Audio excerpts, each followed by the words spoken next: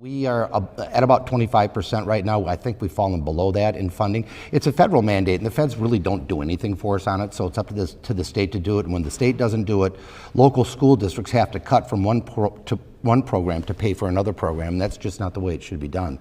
So $600 million gets us up to around 30% funding in the first year, and I think 60% funding in the second year, which is where it should be. And just to put this amount of money in perspective, I think it was over the past, 4 or 6 years or whatever it was, local school districts, just for operating costs, have raised about $1.4 billion on their own. Yeah. So it's not like raise their property right. tax. So in other words, it's not like the idea of schools have enough money they don't need anymore. They actually really do. So John talks about the need in the school districts that have passed referendums, and that's accurate. But I would point out actually under Governor Doyle, more referendums were passed than under Governor Walker. And in addition to that, school districts are talking about not having enough resources. Yet LFB did a study and found that the school balances, the general fund balances, have grown by nearly $500 million since Governor Walker took office. So that does not tell me that there's necessarily a poverty situation with our schools. Should we target our resources to get to special ed, to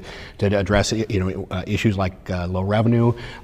You're gonna find that GOP could be supporters of education. 1.4, 1.5, probably a little bit too rich for our ability to pay.